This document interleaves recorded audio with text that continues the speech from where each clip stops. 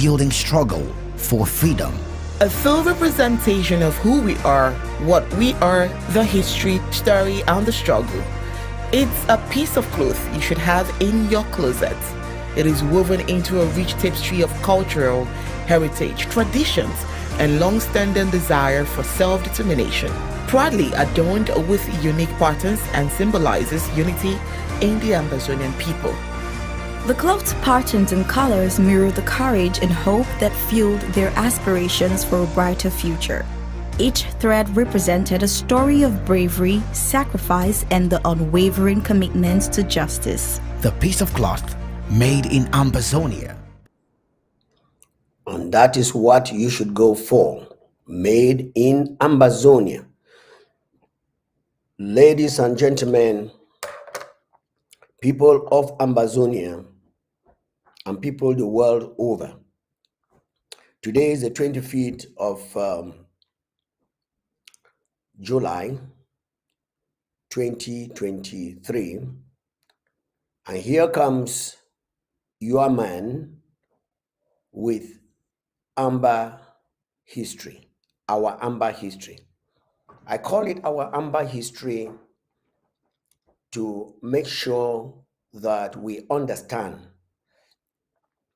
that the ABC Amba TV is put out here as an instrument not only to encourage, but to teach and to reveal to the Ambazonian people where they are coming from, their status before they are where they are now, and what is still transpiring around the people of Ambazonia. We are here to let you know, as Ambazonians, that our history is such a rich history that I don't know whether to call it the devil, but I want to say that the wickedness of the British in 1961 to take down the symbol of our independence and hand it over to Ahijo was really implicating. And with the thousands that have been killed in Ambazonia, British should be very much ashamed. And not only that, Britain is going to pay for it very seriously. Yes, La République du Cameroon and France, even though France is playing a very big role, but Britain, like Cain, decided to kill its conscience and then tried to kill the Ambazonian people that were given as a trusteeship country for them to prepare for independence, just like La République du Cameroon. We are out to tell you the true story. A few days ago, or a few hours ago, one young learned Ambazonian was telling a middle-aged mother from Ambazonia who was complaining that things are terrible today. He said, no, things are not only terrible today, they have been terrible from time immemorial because we have only one devil.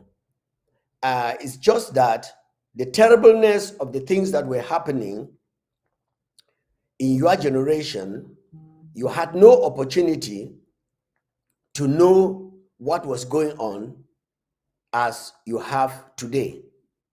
And I agree with this young man 100%. Because you can't imagine that we were all brought under a trusteeship and were given to two fathers, one speaking an oppressive language and the other one speaking the Queen's language, sorry. And those of us who were speaking the Queen's language were taught to think, and we started thinking. only for Britain to get up and lie to the existing international community at that time that Southern Cameroons was very poor and was not able to take care of itself. Today, I'm going to bring you a history that is debunking the myth that Southern Cameroons was poor. And it is spoken by a British man himself. I wish that the British man's conscience should come alive, as they are still alive, to correct the wrongs that they did. Yes, we the Ambazonians were blaming France for sponsoring its neighbor to oppress and kill us, but the main killer and the Satan behind the whole issue is Britain.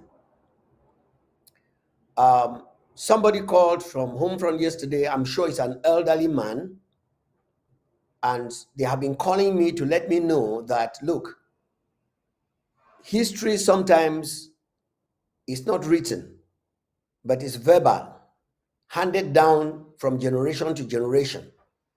And some of them who had the taste of this history are still very much alive today, and they are telling the story. The story of the history that they are telling is that Southern Cameroons, in their days, as they saw it, is not what the British came to the United Nations and lied.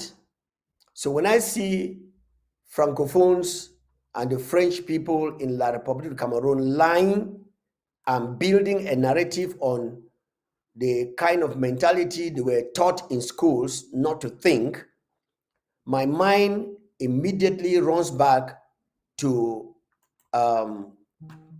Southern Cameroons.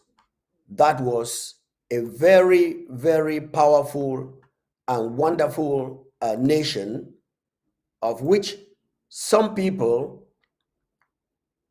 most probably older than me, and are still alive, and they're telling the story of how Southern Cameroon was. Nevertheless,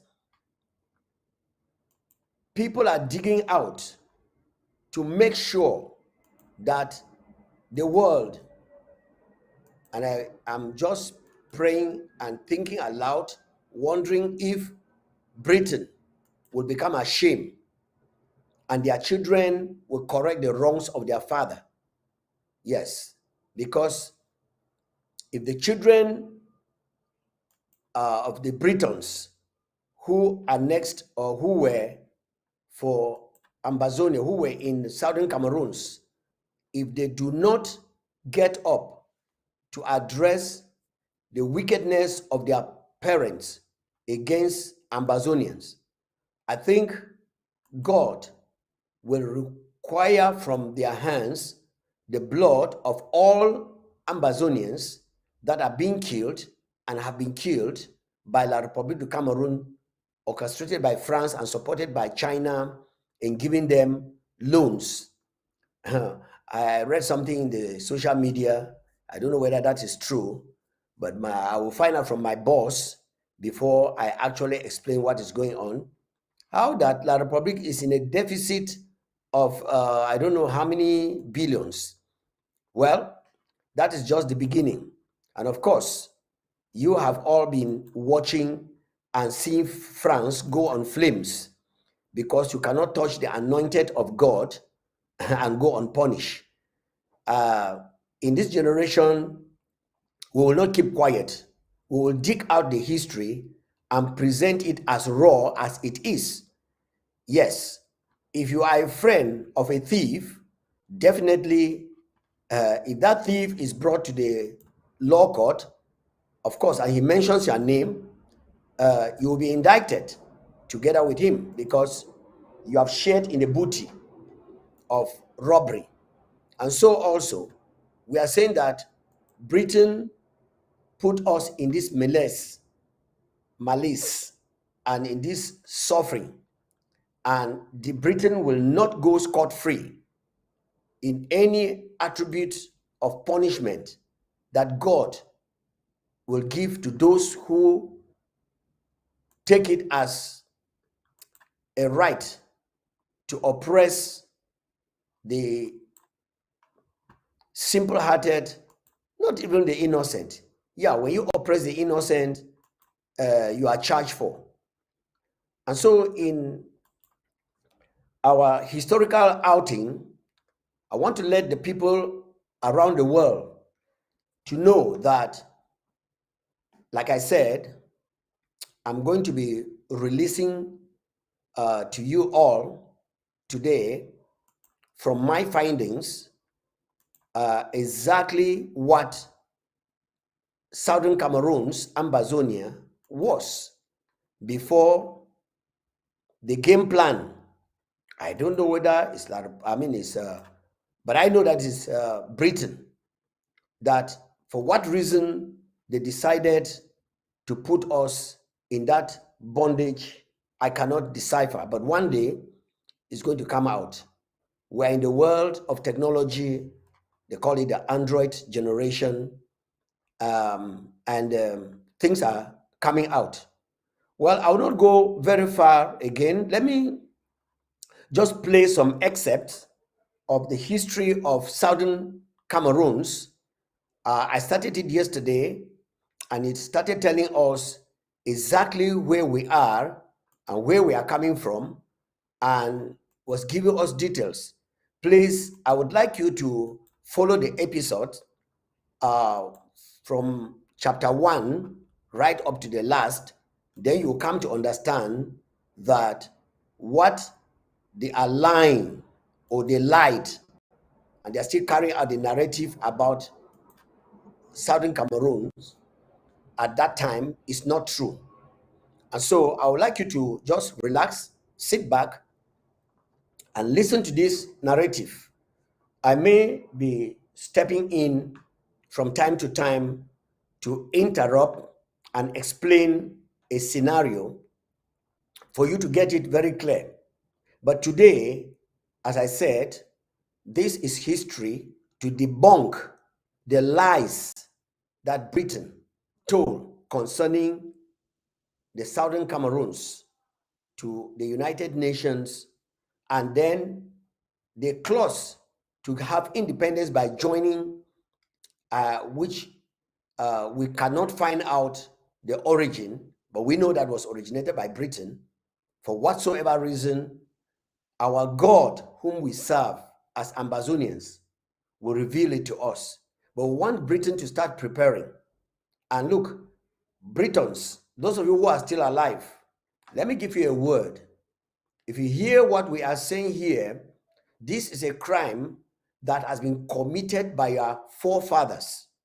Some of you who were partakers of this wickedness, inhumanity to other humans, you are still alive, and you can correct the wrongs that your forefathers did, or else your land will remain a cursed land because of the blood of the innocent that you shedded. I will not go very far, but let me just stop here and take you over to the story that you can hear for yourself, and we'll continue from. As was required by the Trustee Council of the UN, the administrating authority of the Trust Territory of British Cameroon submitted annual reports on the progress of the people in the territories towards the achievement of the objectives spelt out in Article 76B of the UN Charter. One of the difficulties expressed by the Trusteeship Council in evaluating the annual report for British Cameroons in 1950 was their inability to separate the financial, statistics and figures for the Trust Territory from within the budget of Nigeria. This made it nearly impossible to determine the extent of expenditure on the development within the Trust Territory. To further complicate matters, although Southern Cameroons was administered separately from Northern Cameroons, the administrating authority of the UK never reported separate financial statistics and figures for southern Cameroons. The question of the profitability of southern Cameroons would later prove very important in deciding the freely expressed wishes of the people. In order to address the opacity of the UK government's financial reporting to the Trusteeship Council, the Council passed Resolution 293, the 7th, on administrative unions affecting trust territories on July 17, 1950, requiring clear and precise separate financial, statistical and other data relating to the trust territory of British Cameroons. Due to the time it took to compile and present them, annual reports were often published late. This was certainly the case with the 1954 annual report, which was published on September 5, 1956. It was a comprehensive report that spanned the period 1944 to 1954.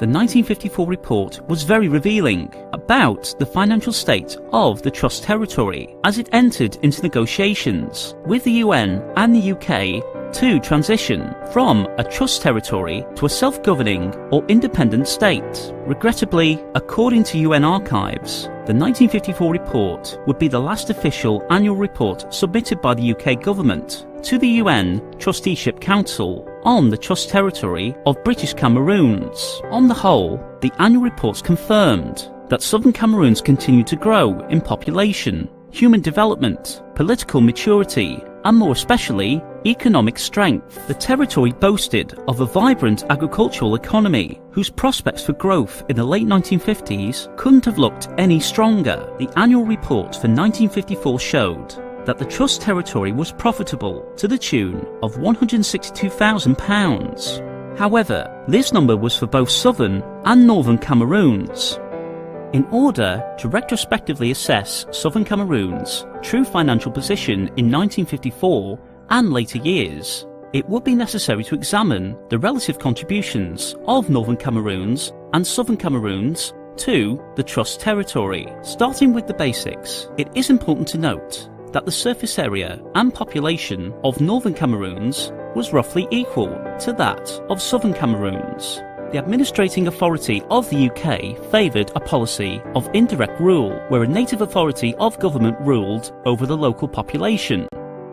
Because the local or native populations were roughly the same, the amount of tax revenue collected by native authorities in southern Cameroons was roughly equal to those collected in northern Cameroons. So, if the northern and southern Cameroons were similar in landmass size, population, and in native authority taxes, how were they different? One key difference is that the size of the workforce in southern Cameroons was not just larger, it was over 50 times that of northern Cameroons.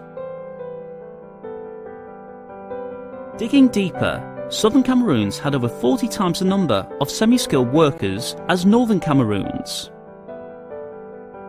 Southern Cameroons had over 50 times the number of unskilled workers. Southern Cameroons had over 100 times the number of skilled workers as northern Cameroons. One of the main reasons for this enormous difference in quality and quantity in the workforces. I want you to listen very, very attentively to this report, because this is what has been hidden and is being hidden from an average Ambazonian to know the statistics of who we were when our fathers left the Eastern House of Assembly of Nigeria and constituted themselves in 1954 as an entity.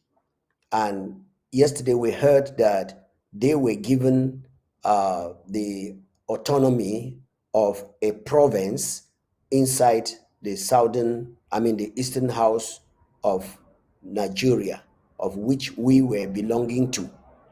Now, the reporter is also telling the entire world that in 1954, the British, in their craftiness, said that they were going to be giving that report that year for the last time, because they were getting ready for whatsoever reason, I don't know, because the independence did not come until after 6 years of that, 7 years of that 1954.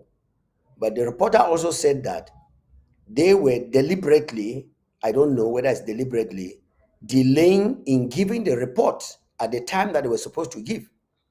Now, when they saw the results of the economy and the human resources and every services that was growing in southern Cameroons, the report came out in 1956.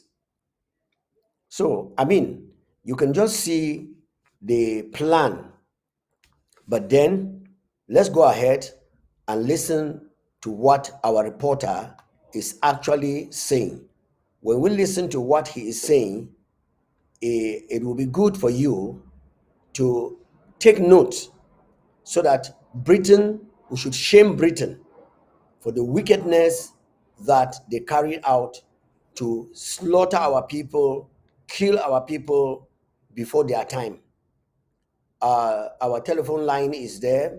To those of you who are listening, please feel free to call, chip in your contribution, ask your questions, and of course, we are willing and ready to make you to understand. If La Republique is fighting today, is because at the time that this southern Cameroons was growing economically, population-wise, and all around, they were the envy of their neighbors, and they never wanted them to become what they are supposed to be. But God helping us, we are going to make it. So let's cross back and listen attentively to this report that our reporter, I call him a historian, I don't know who he is, but just listen to what he's talking. When I can hear from his intonation, he is a British man, because that is the language I understand I was taught in. Remember, I was born before the independence of La République du Cameroon, and I happen to have been taught by some British men and women when I was going to primary and secondary school. Now, let's go back to the report and let's listen. Be very attentive, because they are going to be showing graphs, and they will be showing spreadsheets of how everything was done. Begin to listen. Of southern and northern Cameroons was the scale and strength of the industrialised agricultural sector in southern Cameroons, mostly in the way of the Cameroons Development Corporation, the CDC. The CDC owned vast plantations of rubber, palm oil, bananas, cocoa, peppers, and other crops. The difference in the size and quantity of the workforce of the two areas would impact the percentage of revenue generated, with southern Cameroons contributing a significantly higher percentage of the direct payroll and corporate taxes. In 1954, direct taxes accounted for a whopping 26% of the total revenues of northern and southern Cameroons. Custom duties and excise fees levied on imports and exports accounted for a staggering 61% of total revenues. From 1946 to 1954 and beyond, the Trust territory had a positive balance of trade, with exports tripling the volume and currency amount of imports. Over 75% of imports came from the UK. And by 1954, well over 85% of exports were destined for UK ports, down from 99% in 1950. But what exactly did these exports reveal about the strength of the southern Cameroons economy relative to northern Cameroons? All £4.9 million worth of exports in 1954 were produced exclusively in southern Cameroons and included bananas, cocoa, rubber, palm oil. Although northern Cameroons was known to produce groundnuts and cotton, neither of these products was exported through the Trust Territory's official ports of Tico, Bota, and occasionally Manfi. Therefore, whatever cotton or groundnuts were produced in northern Cameroons, if any, did not impact the Trust Territory's revenue in terms of custom and excise. Considering that custom and excise fees could only have been generated on exports shipping through official ports. And now listen and listen very well. It is very clear here that 21% of the total economy of the Trust Territory came from southern Cameroons. And it is also said that in 1954 to 1960, 4.9 million pounds was generated in the southern Cameroons alone. And please, I want you to pay attention, because statistics don't lie and history doesn't lie. It's not the history that La Republic wants to go and kind of write now with Ngo somebody, Professor Ngo, who himself did cram work, as France taught them how to do cram work. But now they are very good at scheming. They want to now twist the history of Ambazonia and make us to believe that the lie they want to tell is going to work. But unfortunately, Prof, I will crave your indulgence to ask you not to go into that mess and mess up yourself.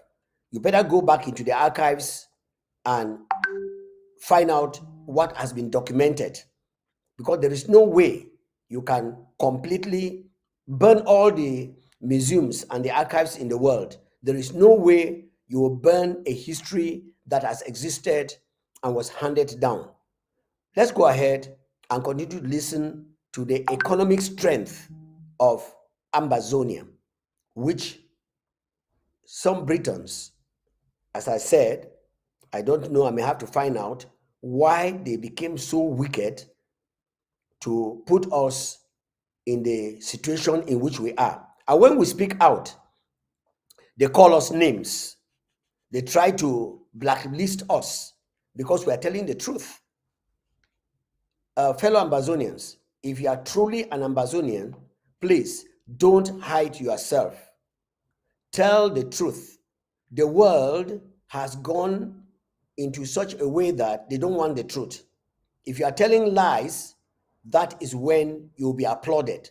But when you speak the truth, because it's hurting to so many people, and the truth is God's mind to people who are created in his image, the devil doesn't want you to speak the truth to the people of God. And because he doesn't want you to speak the truth to the people of God, that is the reason why they are doing everything to make sure that your truth is hidden. But today, we are hearing it. Like I said, it's a British man that is reading this history to us, picking up pictures and fitting them to fit the real story of which we know. As I said, there are a number of Ambassador Fossong is still alive, and he witnessed this history. And of course, he has been talking on ABC and revealing this history. But since some of us are doubting Thomases, especially the youths that were born into this slavery in the hands of La République du Cameroon, they do not actually know that La République du Cameroon acted just as a proxy. Now, if British knew what to do with us to take the land, it's because they were not capable of taking the land, and our amalgamation with Nigeria did not work out to their taste. Because we rejected it, they decided that they were going to kill us and kill us all. But Britain, let me tell you, you are not our God. Yes, you are not our God. And those of us who are existing will tell this story until our children's children, if Christ tarries to come, will grow up to know that you are the representative of the devil in punishing us in the way that we have been killed. Over 40,000 Ambazonians have been killed in this genocide. And a few days ago, we saw exactly what happened to prove that La République, France, and of course Britain had made La République, who is a proxy to their wickedness, to call us roaches, cockroaches, and rats and dogs and other things. Because a few Dongtu people were, don't know whether I was mistaken identity, killed in this war, and they went ahead to go and celebrate. But what about the more than 40,000 Ambazonians? Mami Apia that was killed in the house. Baby Mata, an innocent human being created by God. The life was terminated before its time. Did all the colonial oppressors like Lele Afrique or Kala Bilei, did they ever come out to put a wreath on any of them? Was there even a remorse from them that this has happened? But to prove that these people are wicked and they have a plan to exterminate us. Again, I want to say that I thank our forefathers who did not outrightly come out to fight this imperialist at the time that the wickedness was being perpetrated, or else they would have all been eliminated and our land handed over to Ntongtu people and to La République, who will now be freely feasting on the land. But God, in his mercy, told our forefathers not to break out in the fight. When Albert Bukong was not given an ear in the United Nations, because France, especially Britain, they were sitting there. And whatever we try to show to make them understand that we are capable of ruling ourselves. Can you imagine? 1954, we had the first democratically elected prime minister in Africa. 1954. I will practice real democracy. When the term of Dr. E.M.N. Indele was over, he handed over to Dr. Jongo Foncha with no qualms. In 1954, only for 1960 to come, 61 that we had our independence, for some unscrupulous fellows to go out there and put out a narrative that we are unable to lead ourselves. What a wickedness and what a dishonesty from people whom I want to say they are educated illiterates. Because if somebody can lead himself while he's still a youth, now when he becomes an adult, you think that he's not able to rule himself. It could be the plan was to fully infiltrate the southern Cameroon person, Ambazonia, corrupt them, and then release them to self-destruction as they think they have done. But then, I want to let all of you who are sitting in a conspiracy of silence to know that God, our Father, has arisen and he is standing for the truth. Now, let's go ahead and continue to listen.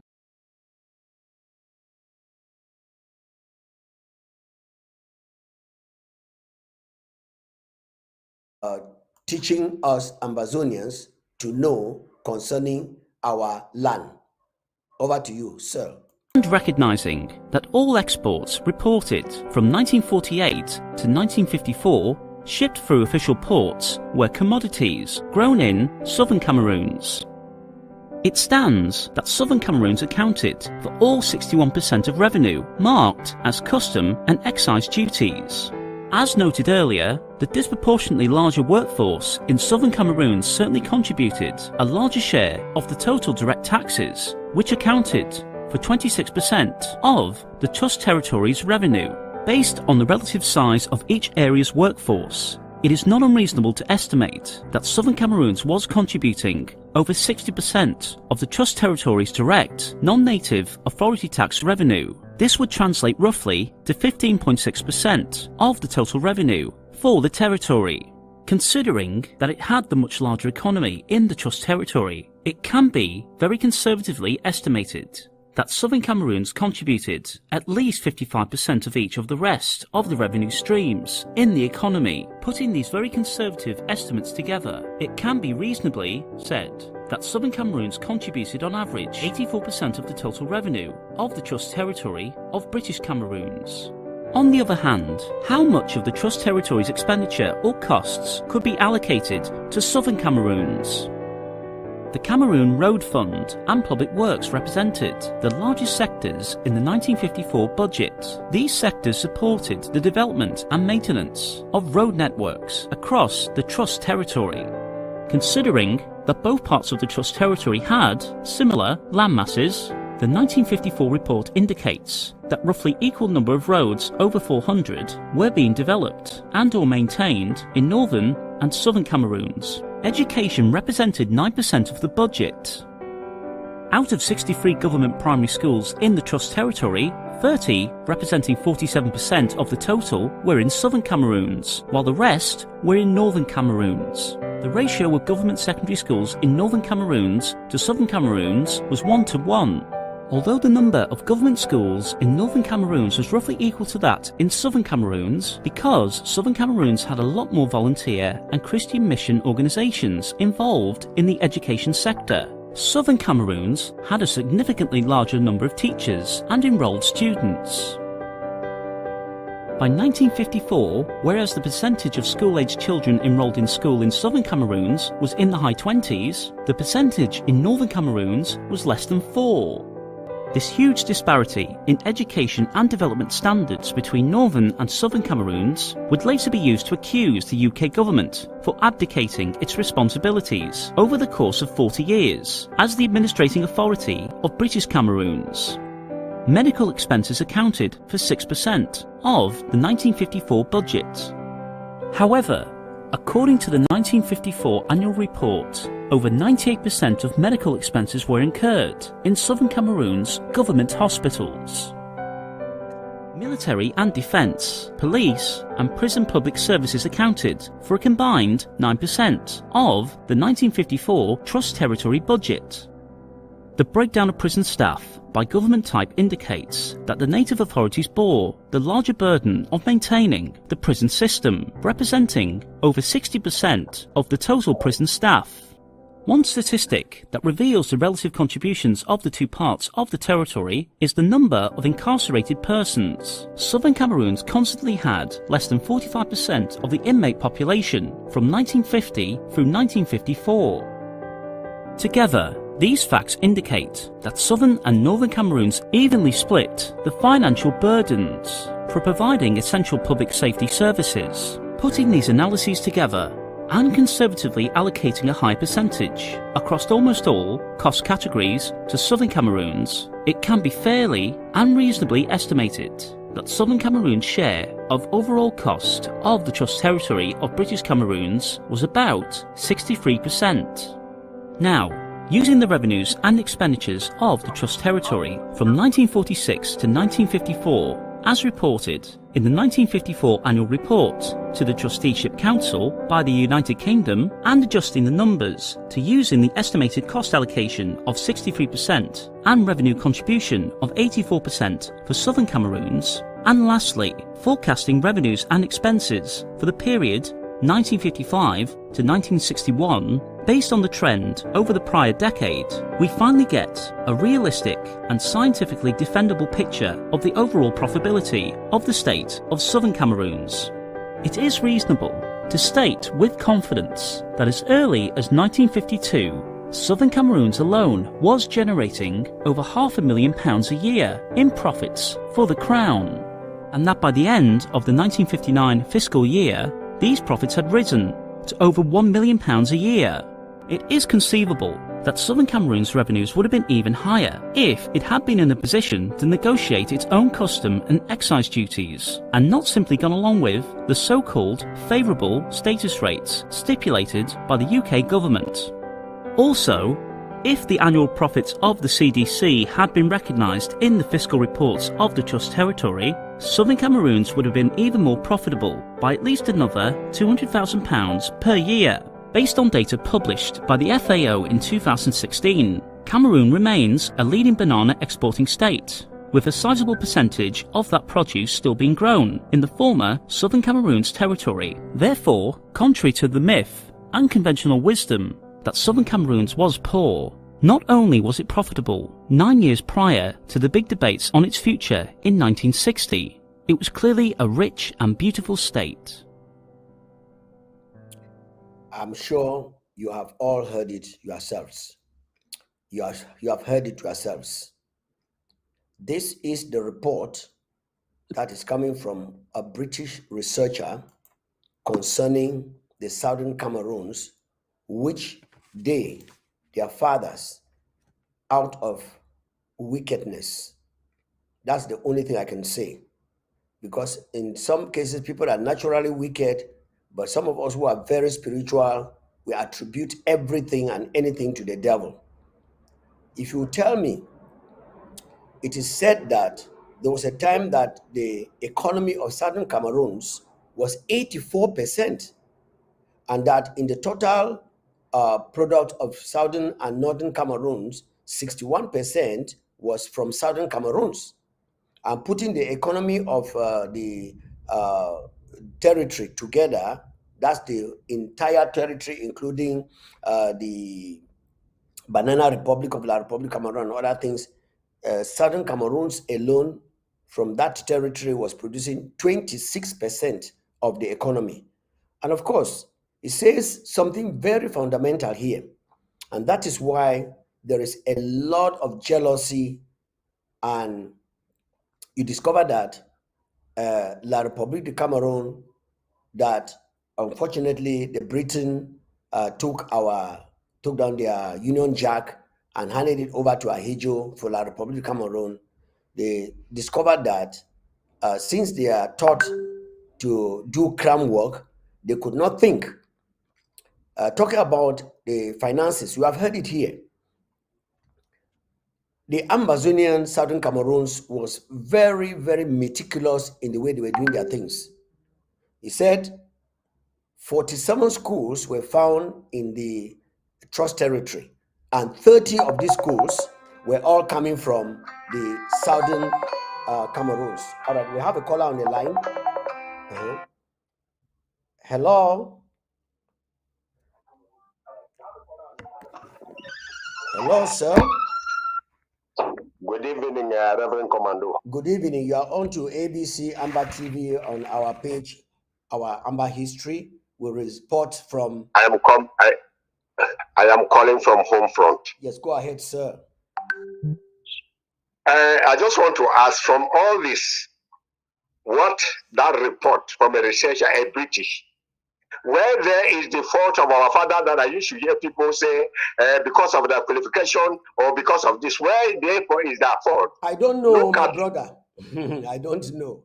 That's terrible. Fine, that is the Reverend Commander. It is good that when people are coming up to talk, they should study something before they come out. They're calling them. Was it a question of qualification? Of course not. You have heard it. It was not a question of qualification. It was not. British is evil. Yes. And you look how our fathers managed them. Yes. They didn't go the way Britain. Britain wanted this Southern Cameroon identity to be completely wiped out. Yeah. That was their intention. But our fathers, I think from today, we should bring them back and put them with us, bring their spirit to us, that they really did something, not to commit themselves somewhere. Yeah. Not to commit this Ambazonian state somewhere. I will thank God for you who have done the research. The man you call Professor Ngo is 11th province. I know. What you expected?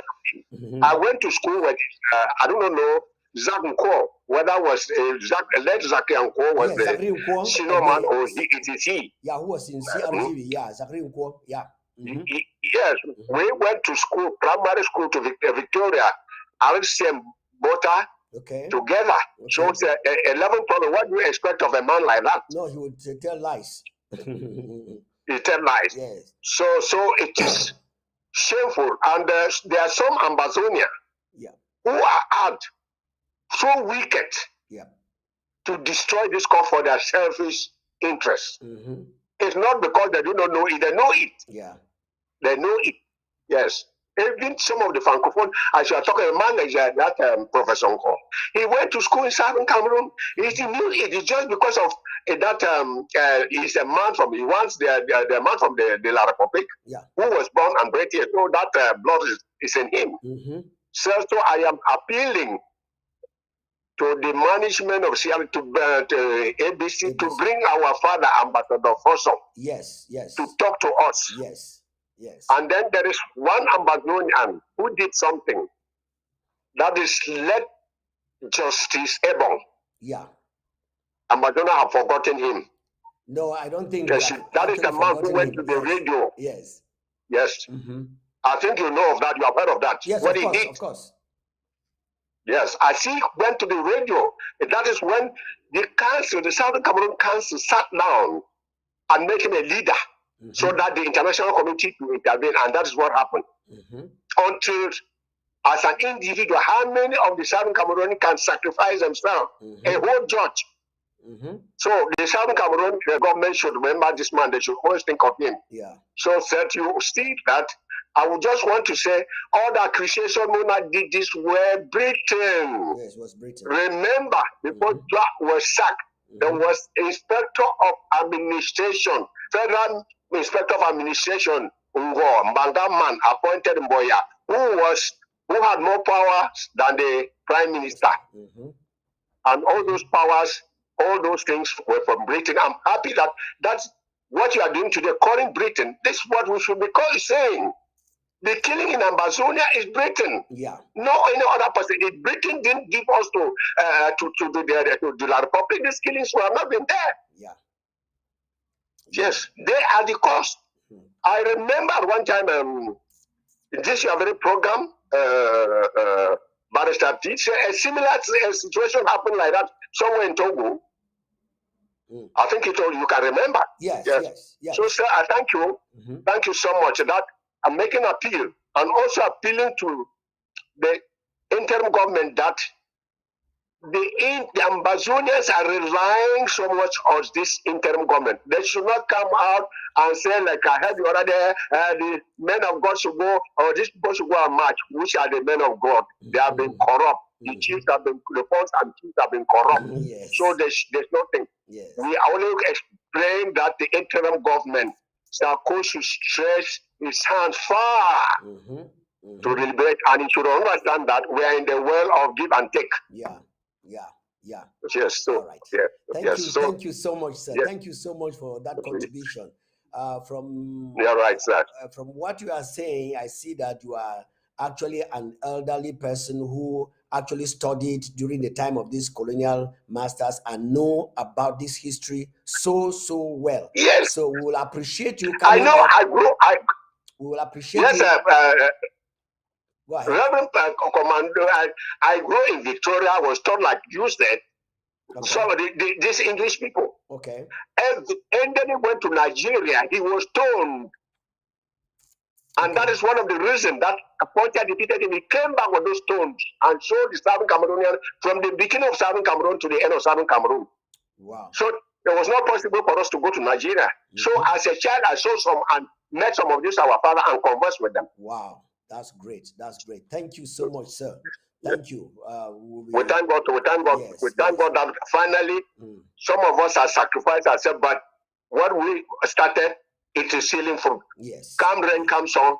We'll go. We will succeed. We'll go on. We will succeed. Yes. Thank you very much. God is with us. Yes. And that was one of our elderly fathers speaking to us on ABC to confirm what we are telling you. We have been saying it with the word of our mouth and singing it because some of us Ambazonians have crossed over to the other side of the Mongo, and the seed of their corruption has entered in us, that we are not willing to accept our status, who we were. And the simple of all that we want Ambazonians to understand and to know is that on the 1st of January 1960, when La République du Cameroun, being a Class B trust territory, was granted their independence, southern Cameroon's Ambazonia was not there, And so some of their leaders, like I was reading to you in the story yesterday, I was reading to you the story where Abubakar Osman May tried to make some utterances that are unfounded, that is because of the deficit of our history that Nozo. I just look at it, I say some of these people who were taught to cram and come and reproduce, where did he get even this one to come and be talking? So Ambazonians who have grown up to study and think should actually get up and begin to make Britain and the international community to know that we now know ourselves and we know where we're coming from. Now, in the report, the man was just saying that there were 47 schools in the then southern British Cameroons.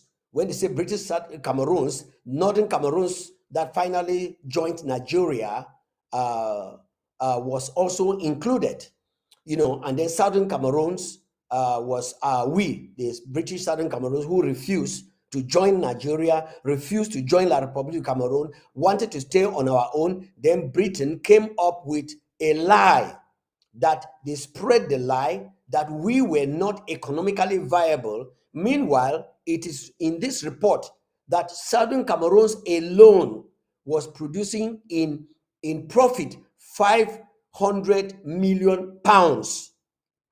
£500 million. I mean, half a million. Is it half a million? Yeah, £500 million. 500,000 pounds in profit. And Britain will go and say that we were not qualified financially. That's a lie. That's a lie.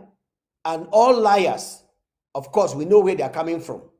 They cannot succeed. Now, the British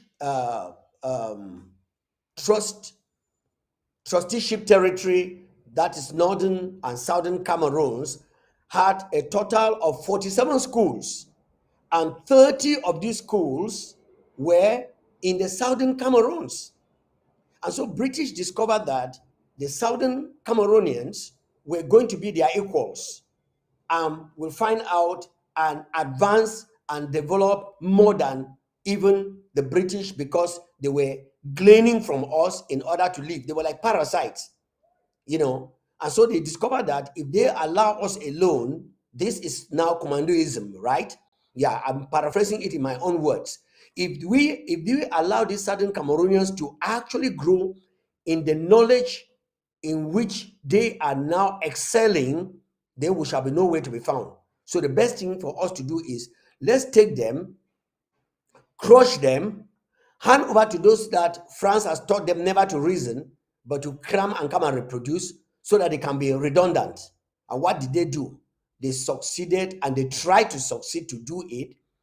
And the man reported that during that time, we had a network of 400 roads, and we were maintaining them.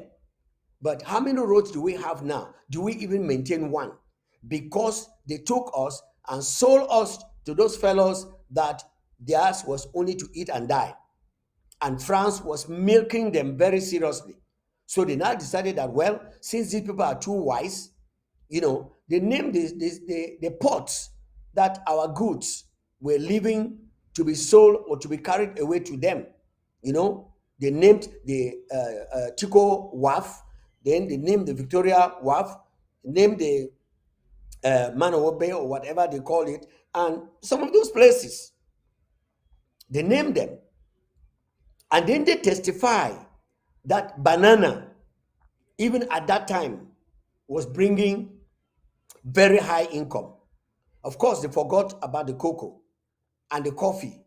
You remember, I don't know whether it was a Hijo or it was this dead man that is hanging around it to the day, that he just need to be buried, that came by one time and announced that coffee had lost its value. And I grew up in a coffee producing area. My father literally went out and used cutlass to cut down all the coffee, that it was no more profitable, because they had reduced the price of coffee to almost zero. And so the coffee farmers felt that, well, to continue to farm this cash crop, which will bring no income, the best thing is we should do away with it. I don't know I cannot remember vividly what happened, but I know that there was an announcement like that. And I know and I saw how coffee that I used to leave from school when we are on holiday, we spend our time, doing clearing the coffee. I saw that it was cut down. The coffee was cut down as a result of this game plan to make us poor and to make us stay in a situation of real poverty. That was the plan of Britain. That was the plan of Britain. And somebody is sitting out there talking stories. Well, Ambazonians, those of you who don't know your worth, I think you should start thinking now to see the reason why we want to go back to where we are. I'm telling you, Ambazonians, if we get back, when we get back, not if, when we get back to the stage in which we were in the days of the British trusteeship rule over us, I'm telling you, Ambazonia will beat every existing nation possibly in Africa. I say possibly in Africa. You know why? I just pray that on the throne and the seat of the Ambazonian governance, they should have godly people who will definitely have the real fear of God and will do things according to according to the truth. According to the truth. Now, our caller just mentioned here that, well, they are calling people to come and march. Who are the people? They say religious people, and many of them have been corrupted. And it's true. There are some people who don't even touch the Bible that I can guarantee you they are living a more humanly sincere life than some of the fellows that are parading themselves that they are men of God who have been bribed all over, and their consciences are not really as clear as they're supposed to be clear. You have just seen, you have just heard. These are testimonies that some people who are big religious people back in Ambazonia, they know that this is the truth. But why can't they tell the truth? Well, I speak here as an authority in history and an authority in the church to let you know that this battle, when you see some of those church people behave like that, it is not just very natural. There is a serious war that is going on spiritually. And so when you hand over to the devil, even though you carry Bible, you will be manipulated and really mesmerized by the demons and the evil spirits. People think that the spirit is only God. No, evil spirits, Satan himself. A few months ago, I recounted to you some stories that happened in Douala, and people were like surprised. You remember the child who went to school, picked money on the road, and went to school, and the bag could not come out, and eventually she died? That is to tell you that there is evil, and the evil is real and is working. You remember a few months ago when La Republic infiltrated the rank and file of Ambazonians, especially the defense people, and gave them poisonous money that they have sacrificed to a singer, money that they have sacrificed to Nyongo, money that they have sacrificed to Famla. They gave those boys the money, and when they took the money, what did the money do? The money made them to start killing themselves, like cancer, where we are told the myth and the mystery of cancer, that it is cells that just get up and decide to eat other cells. And so when they are eating other cells, there's no way out. That's what happens when you leave the real God, who is love, and who wants you to live in harmony, and you go join with the evil spirits, the magicians of Egypt, and they perform whatever they are performing. And then you'll be looking like you are surprised.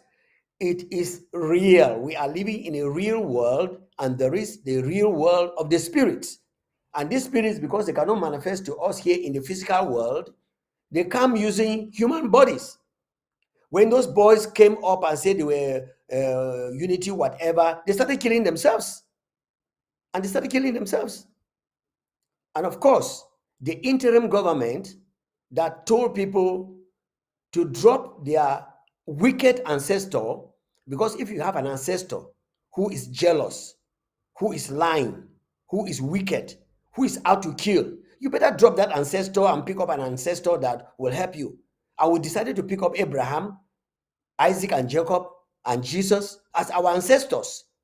And that is what has been helping us in this interim government to move ahead, because our president, he is actually Reverend Doctor, and he is practicing that reverendism, if anything exists like that. Remember here, I come up with my own words, right? Just try to follow my train. So I am telling you that we have decided to go the way of our ancestor, Jesus Christ. To tell the truth in the face of any odds, we must tell the truth, because there is no lie that is of the truth, and a lie will be found out. It doesn't matter how long you peddle with the lie. You remember the story of Jacob? Jacob lied to his old father and said, "Oh, Papa, bless me. I am your only son, Esau." And he was lying. That thing haunted him until one day he came to himself and said, "Look, enough is enough. I cannot continue in this bondage to be living in fear and in hiding and in secrecy." And he told the truth and confessed. So I want to tell an average Ambazonian, those of you who ran away from the interim government and follow lies, the door is open. Our president said it a few days ago, that you might have gone out thinking that the liars that came and lied to you were doing the real thing. And now, if you have discovered yourself, come back to the house and let's march on together, because we are going to Boya. And of course, going to Boya, you who has fought against us going to Boya, when we enter Boya, we will not drive you out. Oh no. Because God accepted and told us the story of the prodigal son. And he told us the story not only in words, but in demonstration, that we were all prodigal. We had all gone off the way. And what happened? Jesus came to bring us reconciliation to God and to man. And that's why our president and the interim government is doing everything to bring us together so that we can fight and get back our land, like America fought the same wicked Britain and got back their land. We should be able to stand, tell the world, because the British, the Britons, they are doing everything to put this thing under the carpet. We will not put it under the carpet. As they are reading the story, the man himself, who is a British, who was reading the story of our history, is asking, where did the story come to the United Nations that Ambazonia, Southern Cameroon, was not able to govern itself? Where did it come from? Where he named they have dug into the archives and they have discovered that we were, the British, the Southern Cameroons, were the richest. The GPD of that, up till now, statistics show that when La Republic tried to grab Ambazonia to make it a part of their territory, it's because of the GPD or GDP. What does it show? 68% of the gross national product, 68% out of the 100%, 68% comes from the Southern Cameroons. Guess what comes from La Republic Cameroon? 32%. So why would France and Britain in particular? Britain is like a cat, right? It eats but doesn't show.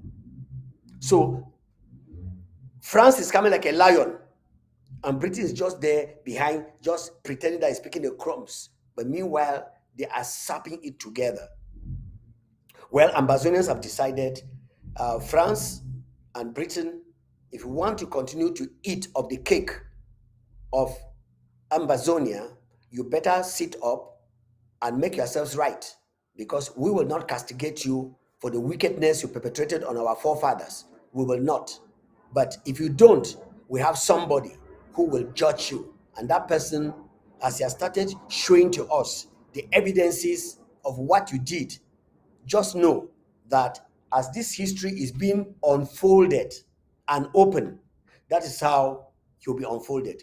Remember, it was Charles de Gaulle, the president of France, the ex-president of France, who said that if Africa takes away their raw materials and their support of France, France and Europe will become worse than the third world. They will become worse than the third world, and that is true. So we have seen France already shaking. Now Britain is pretending to be still okay, but we know where they are standing. Britain, please, better make your ways right. When your sin is discovered, don't try to cover it. Come outrightly and apologize and stop this genocide that is going on in Ambazonia, because you, Britain, you'll be held responsible. If the so-called international community that is sitting in a conspiracy of silence doesn't say anything, remember, there is a judge of all. There is a judge of all. And Ambazonians, once again, I want to thank you, all of you today, for listening and for learning this history. Remember, our purpose here is just to help you to understand your history and know where you are going. I will not forget our fathers. Ambassador Fosun is still very much alive, and our caller has asked that he should be brought to our Amba history. Well, Ambassador, I'm extending my greetings to you, and we shall have to be on ABC for you to appease the heart of many of the people who already know you. I want to thank God for Justice Ebong. Justice Ebong, who single-handedly carried out some actions that has made the Southern Cameroons to be who we are. We will not want to talk about traitors here and evil men. No, we'll leave them to their destiny. But good people like Bali Tumbe and the other justices like Justice when he died, Justice Nyokwaka, when he died, I felt it, even though I was still a little bit, but I felt it so much. And there's so many of those fine, good Southern Cameroonians that are probably tried to corrupt, and they were unable to corrupt such men. Well, today we know one of our judges that has been intimidated, by La Republic of Cameroon, and he's silent. Well, he has done his part, he tried, but we want to say that La Republic cannot silence everybody. Some of us will speak until the day that we are no longer available. Some other people will take over and they will speak. But then I must see Ambazonia before La Republic knows that there were some people that stood. Yes, all your allies, I know you know what is going on. I said earlier that I read in the social media that you are on, what do they call that list? Grey list of debtors. Well, that's just the beginning. You came in, saw bread and butter, and instead of you to sit down and be patching with us, you decided to outrightly destroy us and take our vineyard.